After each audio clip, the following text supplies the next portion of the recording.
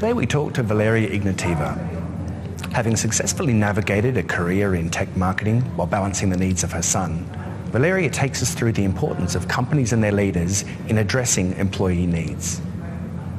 3 words best describing you.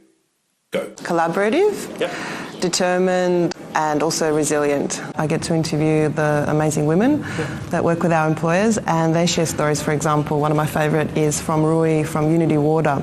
And Rui talks about, as a grad, how she goes out on the field and she has to tell an engineer who's potentially her father's age, even her grandfather's age, that she may have a better way of doing things as a process engineer. So you can imagine that kind of conversation is quite tough.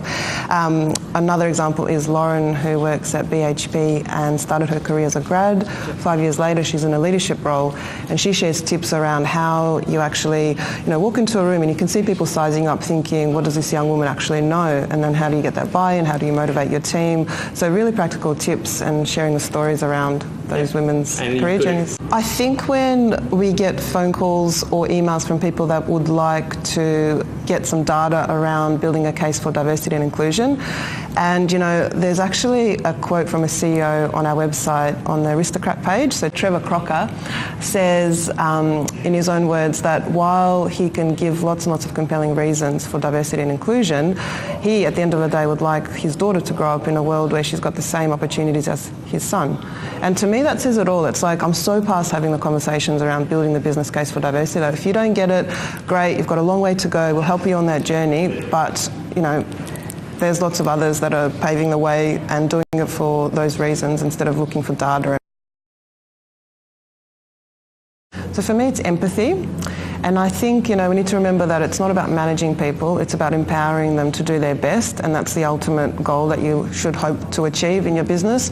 And I've been the recipient of very empathetic managers in the past, so I know what it feels like, and I really want to deliver that to my team as well. So it's about listening, it's about being present in the conversation, putting yourself in the other person's shoes, looking at it from their perspective as well, which really, really does help develop that trust, that collaboration, and drives innovation as well, ultimately. So I don't think there's a single barrier facing women. It's different for everyone.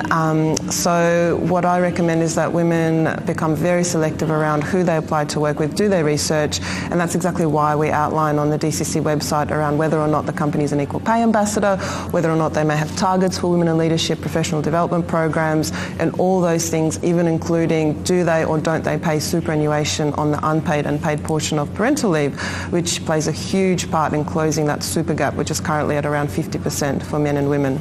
So we're very excited about the opportunity for girls in technology. As you know, it's one of the fastest growing industries, and I'm not sure if you're aware, but the gender stereotypes are formed as young as 6.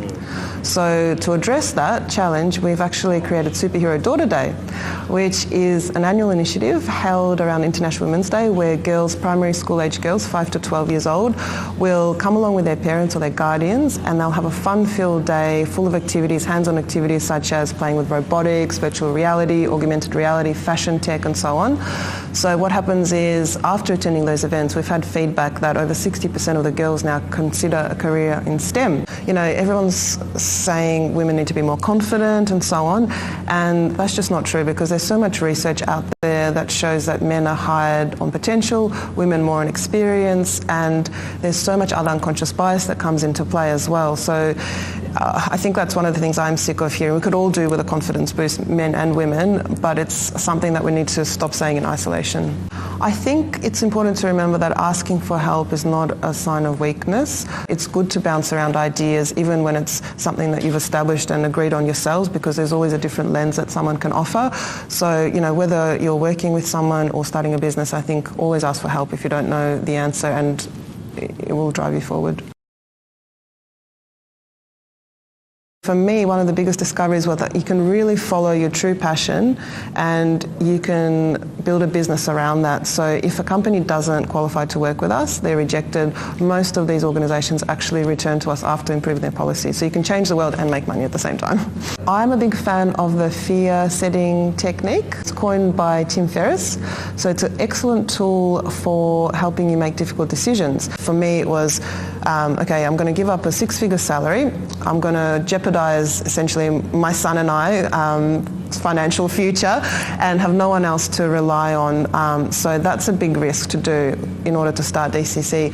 When I weighed up the worst thing that could happen, was, yes, I would lose months of my time, maybe some financial losses. However, at the end of the day, I can always go back to my day job, and get another role. So for me, the risk was worth it. It's paid off in droves, and I've seen women around me use it for evaluating when they want to start a business or leave an employer or any decision really. It's really quite effective. Fantastic. Thanks for having me. No.